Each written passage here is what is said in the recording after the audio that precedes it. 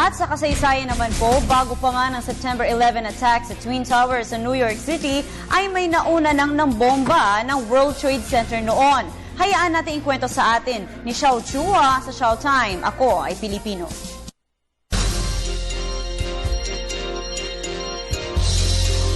Makasaysayang araw po, it's Showtime!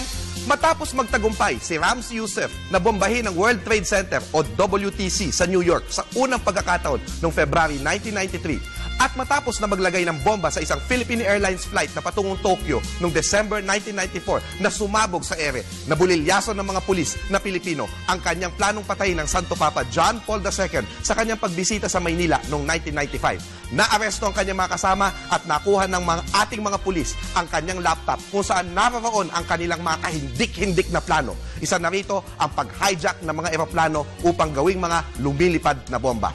Ilang buwan ang nakalipas, naaresto si Youssef sa Pakistan. Habang dinadala siya ng FBI sa kanyang kulungan sa isang helicopter, tinanggal ni Bill Gavin, pinuno ng FBI sa New York, ang piring sa mata ni Youssef at sinabing, "Look down there." At ipinakita ang dalawang tore ng WTC. They're still standing. Tumingin si Youssef at sinabi, "They wouldn't be if I had enough money and explosives." 12 years ago, September 11, 2001, katatapos lang namin sa isang pulong sa aming dormitoryo noon sa Kalayaan Residence Hall sa UP Diliman nang biglang lumabas muli ang manager na si Ma'am Alma Tirona, mga alas 9 ng gabi, sa activity area at sinabing mayroong eroplano, American Airlines Flight 11, na bumangga sa WTC North Tower sa New York.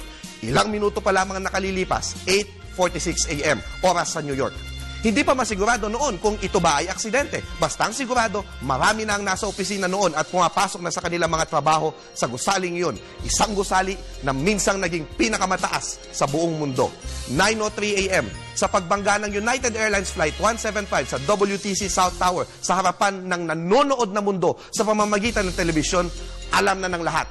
Ito ay sinasadya at gawa ng ilang mga terorista. Isa pang eroplano, ang American Airlines Flight 77, ang ibinangga sa Pentagon, 9:37 a.m. Nang malaman ng mga pasahero ng isa pang na-hijack na eroplano, ang United Airlines Flight 93, ang mga pagbagsak ng mga eroplano, umaksyon na sila bago pa man ito ibangga sa White House o Capitol. Silabi nila, "Let's roll!" at nilabanan ang mga terorista. Bumagsak ang eroplano sa Shanksville, Pennsylvania, 10:03 a.m. Ang mga bayaning mga bumbero ay tumungo sa mga gusali ng World Trade Center upang tumulong ilikas ang mga tao doon. Ang iba naman ay tumalon na sa mga gusali. Hanggang isa-isa dahil sa tunog ng mga bakal na inaalab pa ng gasolina ng mga eroplano, ang dalawang matatayog na tore, kinikilalang mga simbolo ng kapangyarihang ekonomiko ng Estados Unidos sa buong daigdig, ay bumagsak at naging alikabok. Tinatayang 2,977 ang mga namatay na biktima sa lahat ng pag-atake. Muli, matapos ang trahedya, nakita ang katapangan at pagkakaisa ng mga Amerikano. Nag-rally behind the flag. Hindi ba terorismo rin ang nakawan tayo ng bilyong-bilyong piso bilang isang bansa?